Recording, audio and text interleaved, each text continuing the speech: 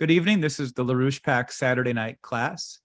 Tonight is Saturday, July 8th. And as many of you know, we've been in the midst of a major political fight for the United States. And as with anything, such bold and necessary concepts are not one-dimensional.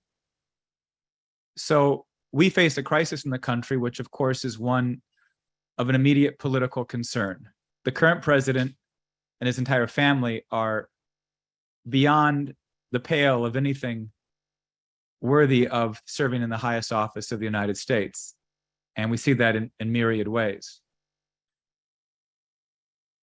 And we have to replace him. And that should really happen prior to November 2024. But we are in a unique circumstance. This is not merely a political question. Our Constitution, which we're looking to preserve, and unfortunately has been degraded for decades, leaves very few options by which to resolve that. But as does occur in great crises, this is an unprecedented situation. What's most important, though, is not resolving that political question as quickly as possible, but it's restoring the necessity of self-governance into the minds and hearts of the American people. For too long, the ability to degrade our Constitution, our system of government, and our nation's economy and culture has not merely occurred because of corrupt people in high office. It has happened because of corrupt people throughout the country. That we as a people became small, that we as a people lost our greatness, and that we as a people became passive and submissive to the tragedy unfolding amongst our political office holders. And we are now engaged in a political movement unbeknownst to anyone ever living before. That this is something that touches deep into the hearts, bones, and sinews of the American body politic going back 400 years. Are we a nation based on the highest of principles, where the notions of providence to establish a new kind of society, a new kind of nation, based on those highest of principles, can continue? As Benjamin Franklin put it, and is often referred to, we give you a republic, madam, if you can keep it. But a republic is not merely a form, an academic definition and form of government. It is something that has to live in the very day-to-day culture. It has to live in the individual subjective identity of the citizenry. It has to be that your sense of morals, of purpose and mission of the country can't be something merely stated or agreed to by collective, but have to be in the hearts and minds and daily motivations and sacrifices of its citizens. This is very much a question of culture.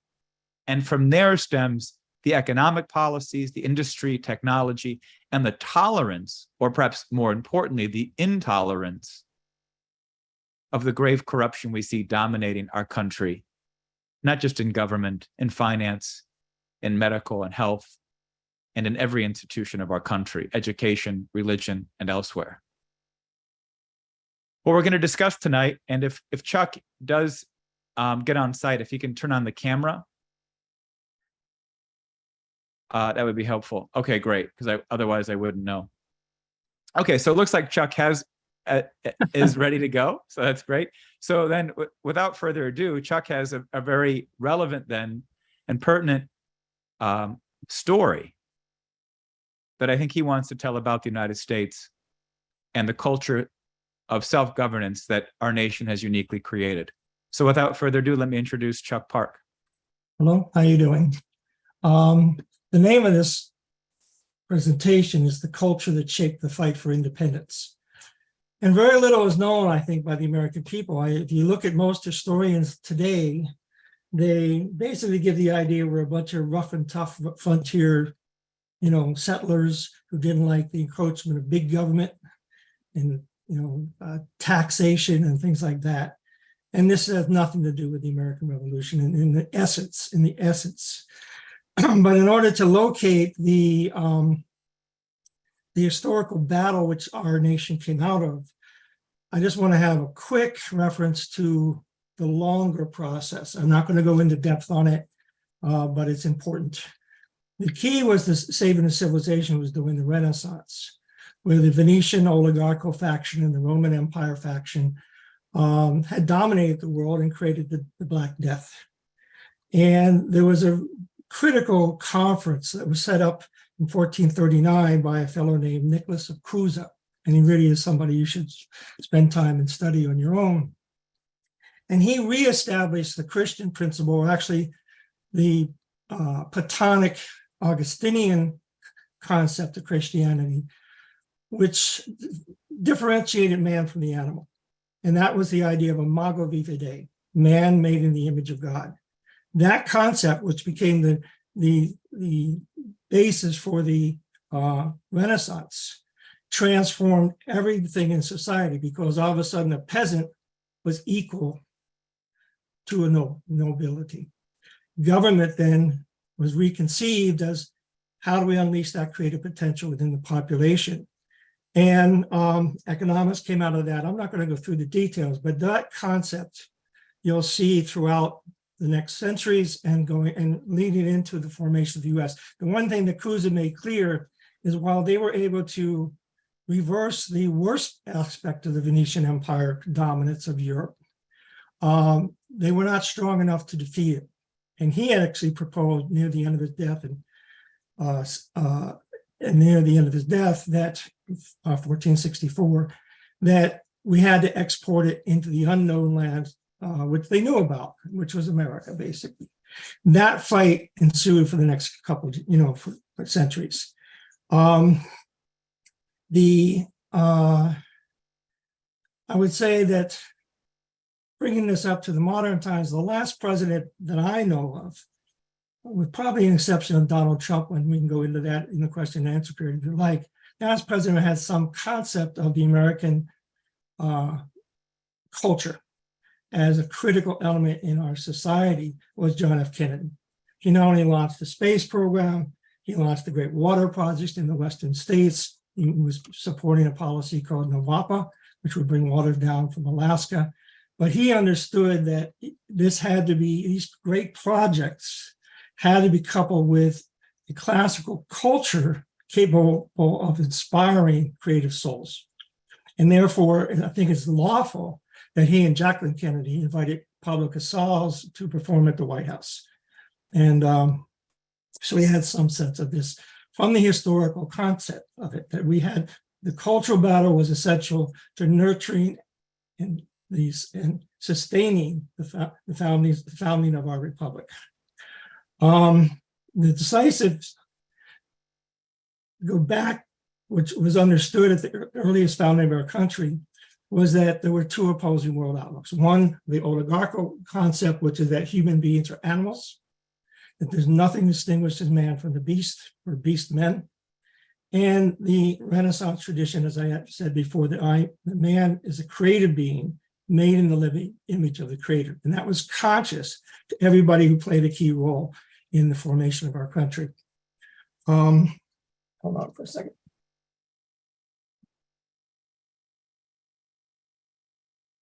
Now, the part that I want to start at is the Venetians were defeated to a significant degree, and they transposed their power to the Netherlands. And that became Rotterdam, the Bank of Rotterdam, and the slave trade. William of Orange in 1683 invaded Great Britain and conquered it. And they immediately moved to replicate the Venetian system that was in the Netherlands at the time, which was the setup of the Bank of England and the Dutch East India Company. The battle, though, was who was actually going to control the queen at the time, which was Queen Anne. It was not settled when he first made the invasion. So this resistance, there are different phases of the resistance to this imperial system, is what spawned one of the greatest periods of creativity in the fields of philosophy, science, and culture that we've seen since the American Revolution, the Renaissance itself. So what we're going to do is focus here on the idea of culture.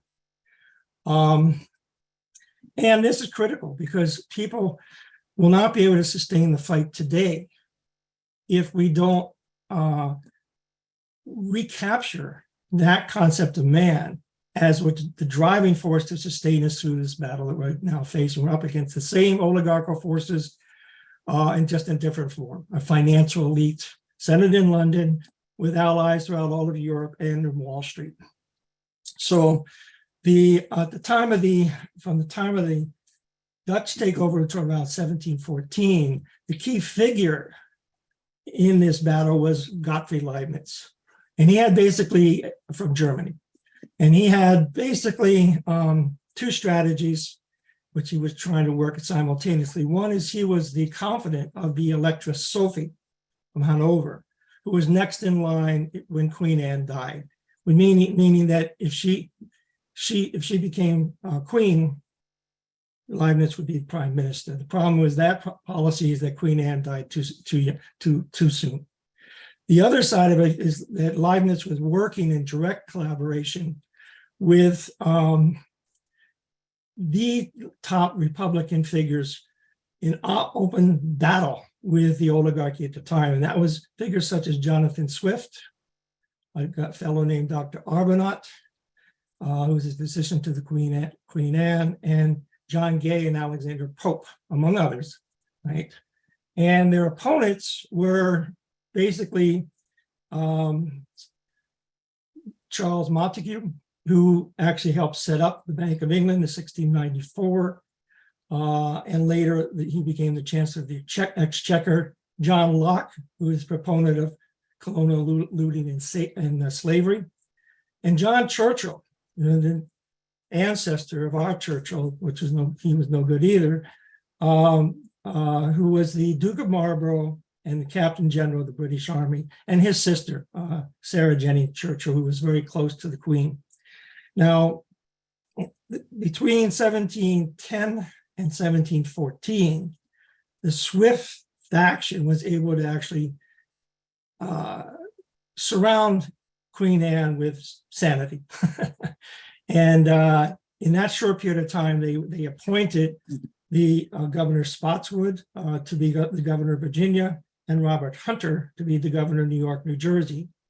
Hunter had been promoted to the Royal Academy to the British Royal Society by Dr. Arbuthnot, and other members of the Royal Society from America were Cotton and Increase Mather, John Winthrop Jr., and others.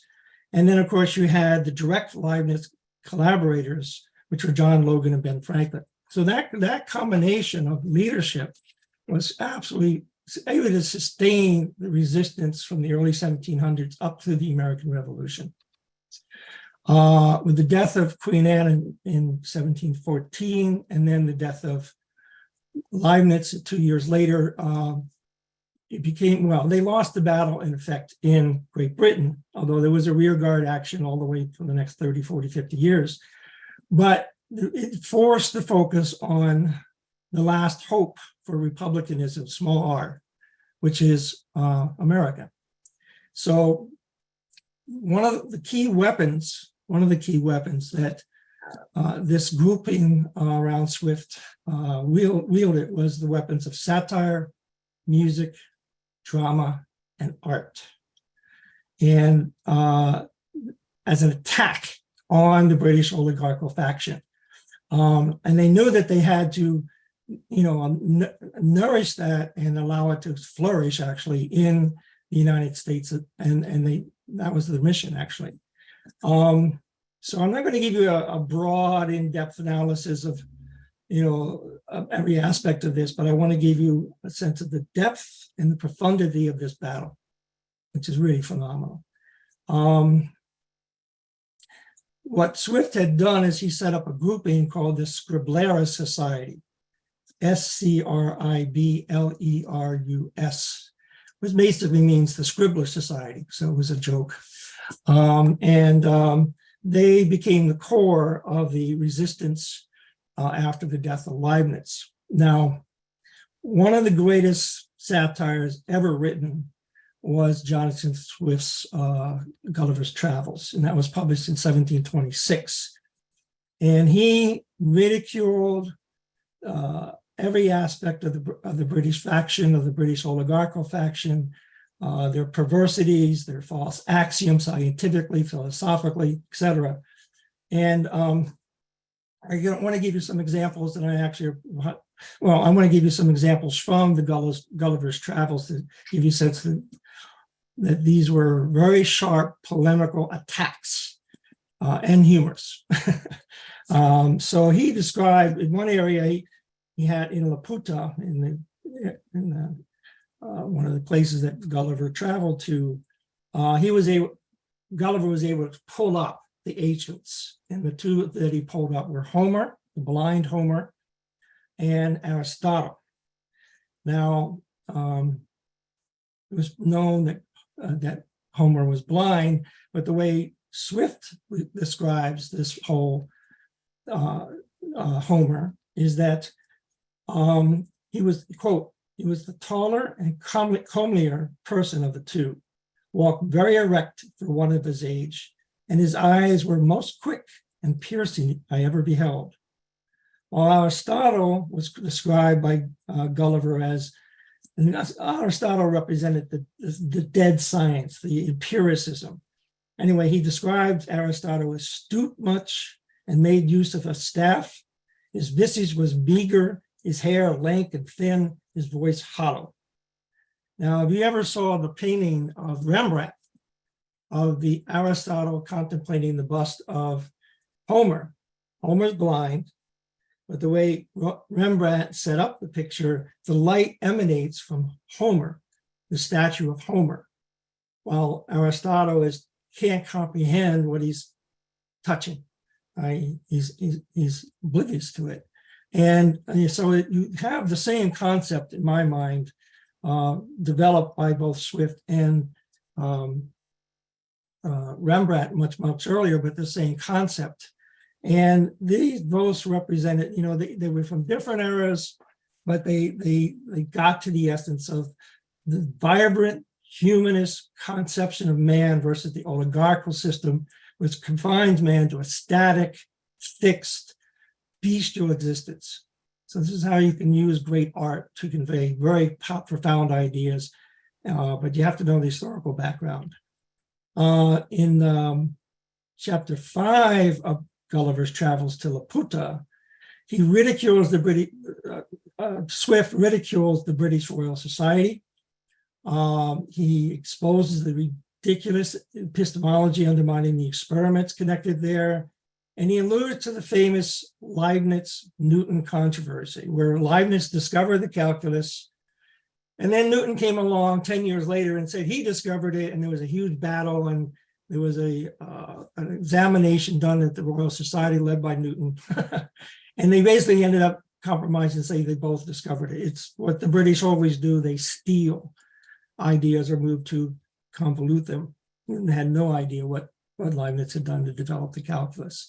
But anyway, Gulliver is talking to a insane professor on Laputa.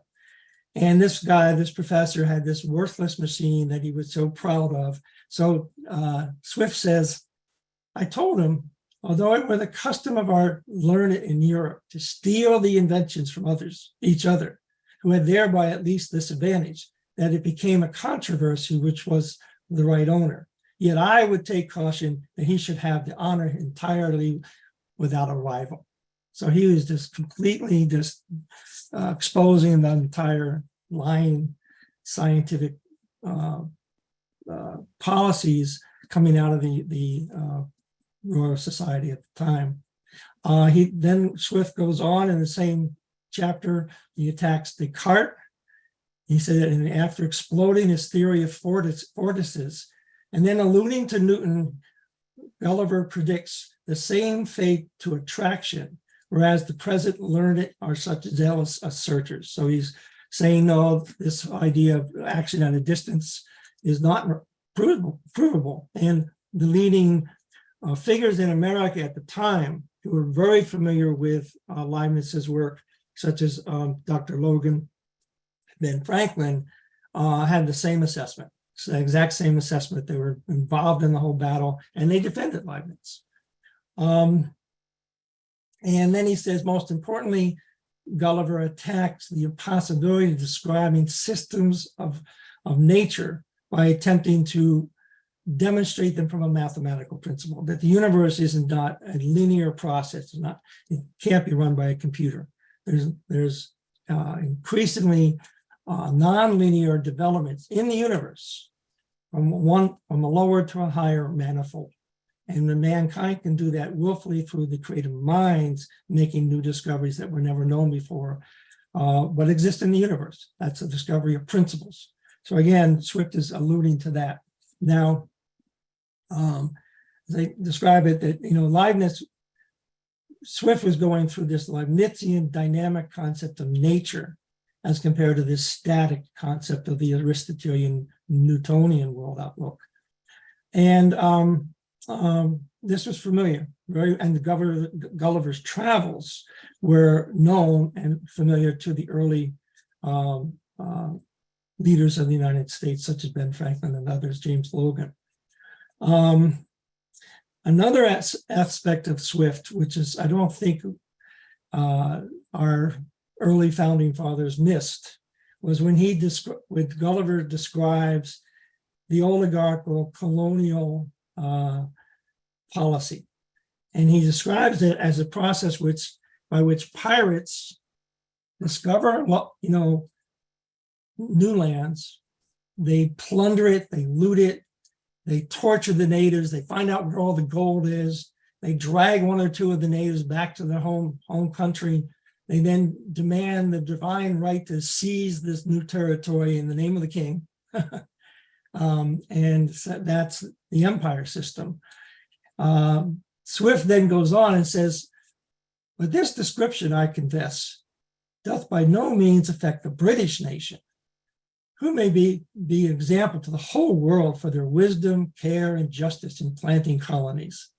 And to crown all, by sending the most vigilant and virtuous governors who have no other views than the happiness of the people over whom they preside and honor of their king and their master, which is very sarcastic, to put it mildly, and very appropriate. And I don't think it was lost on anybody in the United States who followed Swift. So this, and then finally, when you have the battle of the Yahoos versus the Unanims.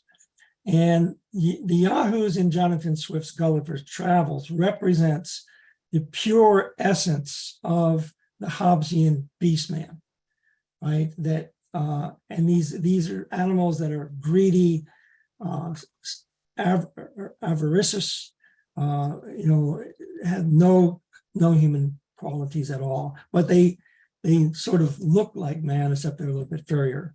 The Winanims, which are the horses, represent the Platonic pure state of Platonic reason, which can't exist in the real world. And this is what Gulliver is very driven, led to, because it seems like a beautiful world. Everything's rational, there's no hatred, but it can't exist in the real world, even though he's praising them up and down as, the most wonderful beings he's ever seen. So what is the essence of man? And does Swift address that at all? Which he does. At a certain point, Swift is in the ocean, and he gets saved by a Portuguese captain named Dom Pedro. And Dom Pedro says he'll return him to England. But in this scene, Swift gives us a sense of what a real human being is. He describes Don Pedro as courteous and acting for Gulliver's well-being, and only for his well-being. That Don Pedro's sincerity led Gulliver to acknowledge that Don Pedro possessed a little portion of reason, and that he was a wise man, and he possessed a very good human understanding. So he's saying that goodness and humanity and reason exist within human beings, in certain human beings. So this is summed up in the Swift Gulliver's Travels, in Gulliver's rejection of the British oligarchical world outlook and his desire, Swift's that is, right, to create a better society. And so I want to read this because if you do read a lot of the historians today and even in the last century about Gulliver's Travels, they basically are cynical.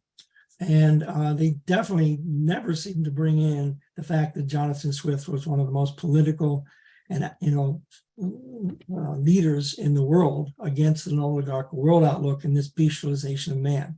So they can't understand it. I mean, there's a few they get close, some that reference the Platonic and Hobbesian world outlook, but they don't put it together with his actual activity in his life with others to try to defeat or create the conditions for the defeat of this British oligarchical system, which they knew would destroy humanity if it existed with no alternative. So Jonathan Swift says through Gulliver, he says, quote, "I impose upon myself as a maxim, never to be swerved from, that I would strictly adhere to truth. As my sole intention was the public good, I cannot be altogether disappointed. For who can read the virtues I have mentioned in the glorious Winanims without being ashamed of his own vices, when he considers himself as the reasoning, governing animal of his country? I write for the noblest end, to inform and instruct mankind." So I think it's very clear what he's doing. It's hilarious as hell, to put it bluntly, if you read the whole thing. And of course, you got to then, I had to read all the footnotes because, to get the context of a lot of what he was referring to at the time, but it's worth it. It's one of the masterpieces that helped shape the thinking of our founding fathers. And so, okay, I'll leave it there. And there was another key figure, collaborator in the Scriblera Society of Swift, who was a guy named John Gay. Now, a lot of people have heard of this because there's been modern bowdlerized versions of it. But John Gay, 2 years after Swift wrote Gulliver's Travels, produced the Beggar's Opera. And this was a complete ridicule of the minister Walpole's Venetian clique, which had taken over England under King George I. And the play was so popular in Great Britain, but it was also well known in the United States. For example, there's a diary by William Byrd called The Progress to the Mines, where he relates how on a trip to meet Governor Spotswood in 1732, he got rained out. He and a friend got rained out. They stayed at a cabin. And what did they do to entertain themselves? They read different parts from the Beggar's Opera for entertainment. So it was very well known and produced good results in the United States. So I'll come back to the Beggar's Opera and the role it played in America in a different section of this presentation. But the other thing I wanted to go through in some detail was the role of music, and particularly Handel, Friedrich Handel, because Friedrich Handel came from Hanover, which is where Leibniz was based. Leibniz deployed Handel into Great Britain in 1711, and he took up residence at Lord Burlingame, which is the residence where the Scriblera Society actually met. And it was designed to bring the advancing new culture in classical music into England as another attempt to upgrade the thinking of the population, and it had a tremendous effect in the United States. But Handel composed an ode called Eternal Source of Light Divine for Queen Anne's birthday on February 6, 1713. In 1737, he composed a funeral anthem for Queen Caroline, who was a protege called The Ways of Zion Do Mourn. And Queen Caroline had been a young protege of Leibniz. She became then the queen to the second king, King George II. She's the one who, there was an attempt by the Montague-Churchill faction to win her over to their side, and she resisted that. And near the end of Leibniz's lifetime, she maneuvered a dialogue between Clark and Leibniz, which became the famous Leibniz-Clark letters, and had them published. So that, she was an acolyte of Leibniz himself. So this is the network that Handel was part of. To get to the essence of him without going into a lot of detail, he viewed the creation of his music to be in the true Republican concept of culture, which was to bring beauty into the world as a means to uplift and nourish the soul of the listener. And what he basically did, at one point, there's a famous recording of a discussion between Handel and a nobleman. And the nobleman was describing the Messiah as, quote unquote, noble entertainment. And Handel's response was, "My lord, I should be sorry if I only entertained them. I wish to make them better." And that is the essence of a real humanist. That's what the music was about. That's what great art is about. That's what great poetry is about. It's to uplift the mind to a higher level of understanding your own creative mind and how to develop those principles in others. So the music of Handel and Bach were brought into the United States by a grouping called the Moravians, who were connected. They settled in Pennsylvania in 1741.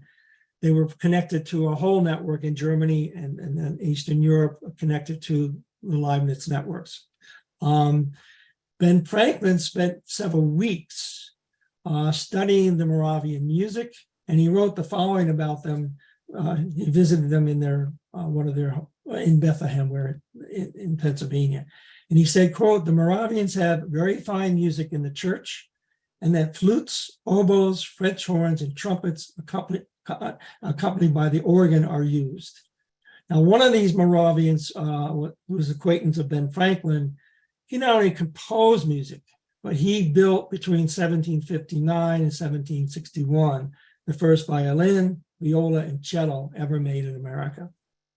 So, we were very early on, before the American Revolution, the greatest music, the greatest culture, the greatest art was being introduced, studied, and propagated.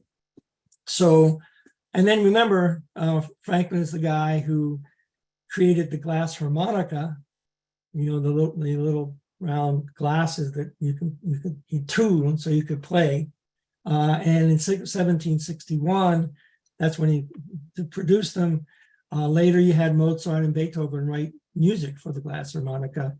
And one of his nieces toured all of Europe playing the glass harmonica. And Franklin was known to do that too for fun. So that's one aspect of the classical introduction of Handel and Bach and others.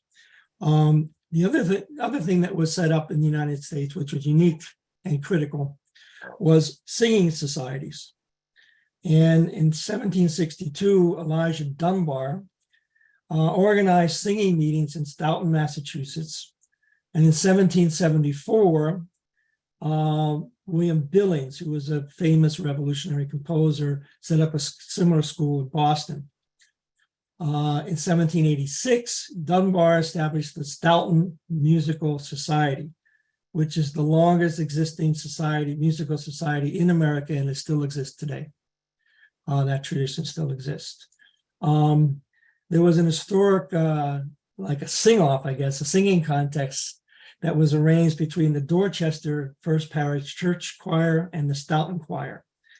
And the Stoughton Choir won the competition by singing the Hallelujah Chorus completely with no notes. So the level of culture among, among our society was quite high. Now, Washington was an avid concert goer. One of the individuals whose concert that Washington attended quite regularly was a guy named Alexander Reinagel. Now, Reinagel had met Mozart in Europe before he came to the United States. He was in communication and a friend of C.P.E. Bach, and he tried to model his compositions on Bach's music. And it was Reinagel who basically introduced in the 1790s both Haydn's music, Mozart's music to concert goers in Philadelphia. Washington had asked Reinagel to become the tutor of his niece, and it was Reinagel who actually composed the funeral piece for when Washington died. Let's see here. So the established, well, I'm trying to figure out whether I want to go ahead with this part or not.